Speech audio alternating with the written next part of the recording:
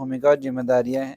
देखिए महत्वपूर्ण है हमारे लिए जब भी हम फील्ड में जाएँगे, तो फील्ड में जाने से पहले हमें जनगणना की सामान्य जानकारियाँ, हमारे जो कर्तव्य हैं और क्या-क्या प्रावधान करे गए हैं जनगणना अधिनियम में, नियम में, तो समझते हैं बिना देरी के।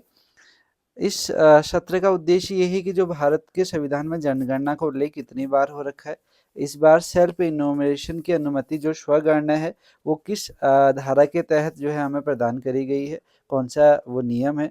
यदि प्रशिक्षण प्राप्त जो सेंसस इन्यूमरेटर है, जो प्रगणक है, अगर किसी परिवार की बाहरी जानकारी पुलिस के माँगने पर दे देता है, तो क्या यह सेंसस एक्ट का उल्लंघन होगा? और यह एक घर के मुखिया ने इन्यूमरेटर को प्रवेश तो दिया, सभी प्रश्नों के उत्तर भी दिए, परंतु आवश्यकता समझने के उपरांत जो है अपने घर में नंबर लिखने से मना कर दिया कि यह मेरी निजी संपत्ति है, क्या यह सेंसस एक्ट का उल्लंघन है? तो इन्हीं के बारे में जो है यह पीपीटी हमें जो है वो जानकारी प्रदान करती है। जनगणना अधिनियम 1948 और जनगणना नियम 1990 के बारे में यहाँ पर महत्वपूर्ण जानकारी दी गई है, उसको समझते हैं। संविधान में जो जनगणना शब्द है उसका 32 बार उल्लेखित है। यहाँ पर कोई महत्वपूर्ण अनुच्छेद हैं जैसे कि 55 राष्ट्रपति के चुनाव के बारे में बात करता है, 81 जो है लोकसभा की संरचना के बारे में बताता है, अनुच्छेद 82 हर जनगणना के बाद लोकसभा में राज्यों की सीटों का पुनः समायोजन की बात करेगा, अनुच्छेद 170 विधानसभा की संरचना कहता है, अनुच्छेद 243 एफ और अनुच्छेद 243 पी पंचायतों और नगर पालिकाओं के निर्धारण की बात करता है। अनुच्छेद 330 जो है लोकसभा में अनुसूचित जातियों और अनुसूचित जनजातियों के लिए सीटों का आरक्षण की बात करेगा। अनुच्छेद 332 है वो राज्यों की विधानसभा में अनुसूचित जातियों और अनुसूचित जनजातियों के लिए सीटों का आरक्षण है। यहाँ पर इन अनुच्छेदों को पढ़ने का सिर्फ उद्देश्य यही है, क्या कहते हैं जनगणना के बाद जो है जनगणना हमारे किस काम आती है। जैसे हमने कहा कि लोकसभा की संरचना, जनगणना के आंकड़ों के बाद जो है राज्यों की सीटों का पुनः समायोजन करा जाता है, विधानसभा की संरचना लोगों की जनगणना के आधार पर करा जाता है। बस हमारे यहाँ सिर्फ जो है इनको एक समझ बनानी, विकसित करनी है। देखिए जो केवल महत्वपूर्ण नियम है उन्हीं पर हम यहाँ पर चर्चा करेंगे, जो हमारे लिए महत्वपूर्ण हो सकती है। जैसे कि हमारी जो नियुक्ति हो रखी है जनगणना कर्मियों की, वो धारा 4 और 6 के तहत हमारी नियुक्ति और कर्तव्यों के बारे में है। जो 7 और 9 जो धाराएँ हैं जनगणना अधिनियम 1948 की, जनगणना करने के लिए परिसरों या आदि का जो अधिग्रहण है, परिसर में प्रवेश तथा संख्याक लगाने की अनुमति प्रदान करता है। उसके अलावा धारा 8 जो कहती है प्रश्नों को पूछा जाना और उत्तर देने की बाध्यता यहाँ पर कोई है। आपको प्रश्न पूछने का अधिकार है और उत्तरदाता को जो है उत्तर देने की यहाँ पर बाध्यता है धारा 8 के तहत। उसके अलावा हम आगे बढ़ते हैं, जो सबसे महत्वपूर्ण है, केंद्र सरकार को जो जनगणना करानी होती है उसके तहत उसके लिए जो है वो गजट पत्र प्रकाशित करा जाता है। जैसे कि अभी भारत की जनगणना वर्ष 2027 के दौरान कराई जाने विषयक अधिसूचना जो है वो दिनांक 16 जून 2025 को प्रकाशित की गई थी तथा उत्तराखंड शासन द्वारा दिनांक 20 अगस्त 2025 को इसे पुनः प्रकाशित किया गया। आगे बढ़ते हैं, जो महत्वपूर्ण चीज़ें हैं उन्हीं पर हम लोग चर्चा करेंगे।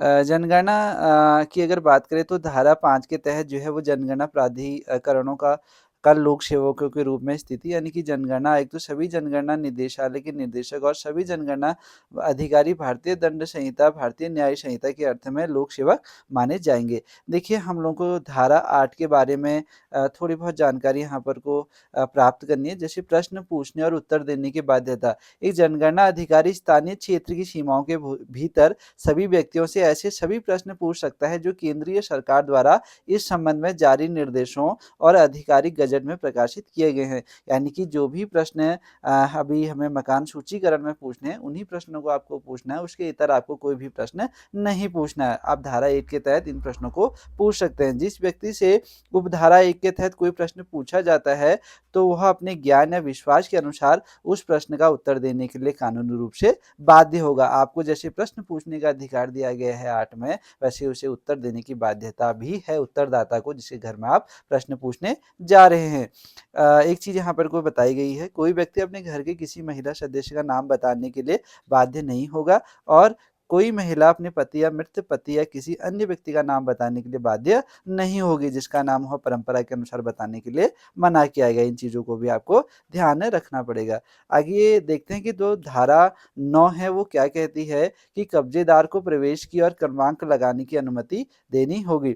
जैसे किसी भी घर, बाड़े, पोते अन्य स्थान पर रहने वाला प्रत्येक व्यक्ति जनगणना अधिकारियों को जनगणना के प्रयोजनों के लिए आवश्यक पहुंच प्रदान करेगा और देश के रीति रिवाजों को ध्यान में रखते हुए उन्हें जनगणना के प्रयोजनों के लिए आवश्यक अक्षर, चिन्ह या संख्या उस स्थान पर चित्रित करने या चिपकाने की अनुमति देगा। देखिए जैसे कि जो भी आपके वहाँ प्रगणक आएगा वो जो है आपके घर या जो भी आपका उपयोग में रहने वाला जो भी स्थान है वहाँ पर को उसको संख्याक लगाने की अनुमति यहाँ पर प्रदान करी जाती है धारा 9 के तहत। जैसे अभी आपने देखा था, हमने शुरुआत में ही उद्देश्य शब्द के उद्देश्य में बताया था, क्या कहते हैं, एक भवन स्वामी ने आपको प्रवेश दिया और सभी उत्तर दिए, लेकिन संख्याक लगाने से मना कर दिया कि आप यह मेरी निजी संपत्ति है, आप इस पर कुछ नहीं लिख सकते। तो जो है आप उसे बताएंगे धारा 9 के तहत जो है हमें जो है संख्याक लगाने की या आवश्यक अक्षर, चिन्ह या संख्याएं जो है उस पर लगाने की अनुमति प्रदान की जाती है।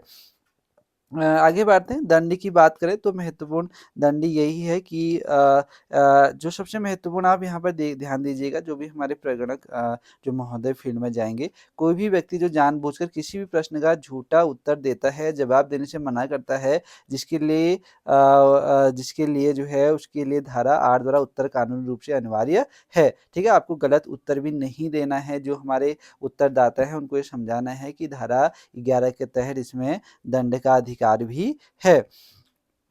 उसके अलावा एक बार और ध्यान दीजिएगा कि जो भी प्रगणक हैं वो कोई भी जनगणना अधिकारी जानबूझकर कोई अपमानजनक या अनुचित प्रश्न पूछता है या जानबूझकर कोई गलत विवरण देता है या केंद्रीय सरकार या राज्य सरकार की पूर्व स्वीकृति के बिना किसी भी जानकारी को प्रकट करता है जिसे उसने जनगणना विवरण के माध्यम से या उसके उद्देश्यों के लिए प्राप्त किया है।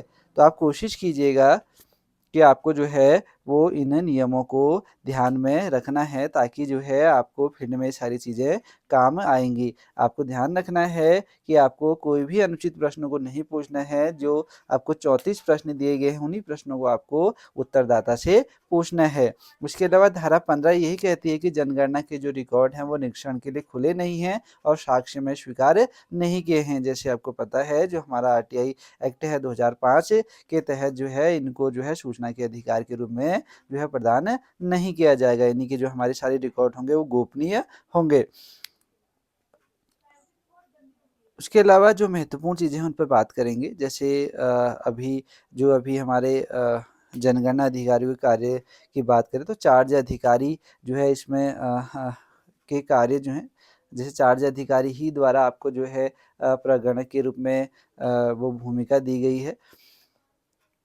यहाँ पर पर्यवेक्षक की बात करें, महत्वपूर्ण है पर्यवेक्षक। जो पर्यवेक्षक हैं, पर्यवेक्षक का काम यह है कि जो उनके द्वारा जो उनके साथी हैं प्रगणक वो उपस्थित हुए हों प्रशिक्षण सत्र में और उन्होंने जो है वो प्रशिक्षण सामग्री प्राप्त कर ली है और प्रगणक के साथ जो है वो पर्यवेक्षण जो क्षेत्र के तहत प्रत्येक ब्लॉक में जाएं और चार्ज अधिकारी द्वारा जो प्रदान की गई जानकारी है और उनकी जो सीमाएं हैं उनकी विशेष रूप से स्थानों की पहचान करें और फिर कार्य प्रारंभ करने से पूर्व क्षेत्र के जो प्रतिष्ठित व्यक्तियों से मिलें, उन्हें जनगणना के उद्देश्य तथा आपके दौरे के उद्देश्य के बारे में बताएं और उनके सहयोग के लिए अनुरोध करें। तो कोशिश करें जिस क्षेत्र में भी आपको HLB अलॉट हो रखी है उन क्षेत्रों में जो संभ्रांत व्यक्ति हैं, जो वहाँ के प्रतिष्ठित व्यक्ति हैं, उनसे आप संपर्क करिएगा। उन क्षेत्रों में जनगणना के बारे में आप अपने आने की जो है वो सूचना उनको प्रदान करिएगा, ताकि जो है आपके लिए मदद के रूप में जो है वो साबित होंगे। पर्यवेक्षक के लिए और क्या है कि वो अपनी HLB की सीमाओं की पुष्टि करें। अगर किसी भी प्रकार की भिन्नता आती है तो अपने जो चार्ज ऑफिसर है उनको संपर्क करें। उसके अलावा महत्वपूर्ण जो चीज़ें हैं उन पर ही बात करेंगे।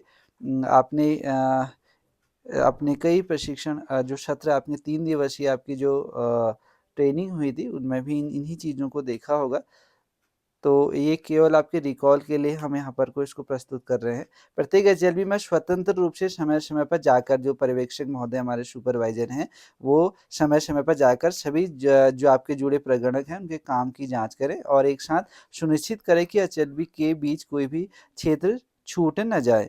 यह सुनिश्चित करें कि प्रत्येक एचएलवी का सौंपा गया पूरा क्षेत्र संबंधित प्रगणकों द्वारा पूरी तरह से बिना दोहराव के कवर कर लिया गया है और सभी एकत्रित डेटा को इनके द्वारा समन्वित और पूर्ण के रूप में चिन्हित किया गया है। उसके अलावा यदि यदि आपके किसी प्रगणक द्वारा कागजी तरीके से डेटा को संग्रह किया तो उसको अपने चार्ज अधिकारी के कार्यालय में निर्दिष्ट तिथि के जो भीतर है वेब पोर्टल पर डेटा प्रविष्ट करें। हो सकता है ये कंडीशन तब आ सकती है जैसे आपका फ़ोन हैंग कर जाए या आपका जो है बैटरी ख़त्म हो जाए, तो उस संबंध में जो आपको भी जो प्रपत्र दिए होंगे आप उसमें डेटा को ले सकते हैं। लेकिन कोशिश करनी कि अधिक से अधिक जो डेटा है उसको आपने एचएलओ ऐप में ही प्रविष्ट करना है ताकि आपका काम जो है वो कम समय में ही पूरा हो जाएगा, नहीं तो आपके लिए 2-2 काम यहाँ पर बनेंगे। अब प्रगणक के लिए जो हमारे इनोवेटर हैं उनका काम क्या है कि प्रशिक्षण कक्षाओं में आप भाग लें। उसके अलावा जो हाउस लिस्टिंग के जो प्रश्न हैं उनका मैनुअल अच्छे से ध्यानपूर्वक अध्ययन करें। आपको किताब दी गई है, अच्छी तरह से उसमें अपनी समझ विकसित करें। जहाँ पर भी नहीं आता है तो अपने जो प्रशिक्षक हैं उनसे पूछिए और उसके बाद भी अगर कोई डाउट होता है तो आपके साथ पर्यवेक्षक हैं उनसे आप जो है वो बातचीत कर सकते हैं। उनसे जो है वो अपने प्रश्नों के उत्तरों से संबंधित जो है बातें कर सकते हैं। आगे बात करें तो जो प्रगणक हैं वो यहाँ पर प्रगणकों को लेके एचएलओ के पहले कर्तव्य यानी कि एचएलओ का मतलब यहाँ पर को मोबाइल एप्लीकेशन है। अपने चार्ज अधिकारी तथा अन्य पदाधिकारियों के सभी निर्देशों का आपको अनुपालन सुनिश्चित करना है और प्रशिक्षण में एकाग्रता बनानी है आदि आदि। उसके अलावा अपने पर्यवेक्षक के साथ हाउस लिस्टिंग ब्लॉक के चारों ओर जायज़ की सीमाओं अन्य स्थलों की पहचान कर ले। फील्ड कार्य के दौरान चार्ज अधिकारियों द्वारा जारी किया गया अपना पहचान पत्र हमेशा साथ रखें। आपको एक जो है वो पहचान पत्र दिया जाएगा, उसको अपने साथ रखना है। प्रत्येक भवन को भवन संख्या दर्ज करनी है आपको, कुछ किसी भी भवन को छोड़ना नहीं है। प्रशिक्षण के लिए डिज़ाइन किए गए एचएलओ ऐप को डाउनलोड करना है, इंस्टॉल करना है और जो है जैसे ही आप 2-3 परिवारों का डेटा लेते हैं तो उसके बाद उसको सिंक कर दें। जिन लोगों ने सेल्फ इनोवेशन कर रखा है तो उनसे ऐसी आईडी प्राप्त करें और डेटा की समीक्षा करें ताकि जो है आवश्यकता पड़ने पर उसे संपादित या सबमिट कर सकते हैं। आप एडिट कर सकते हैं, जिसने भी ऐसी भरी है अगर आपको लगता है कि डेटा गलत भरा गया है तो आप उसको जो है एडिट कर सकते हैं, संपादित कर सकते हैं। आपको वही डेटा लॉस से बचने के लिए जो है समय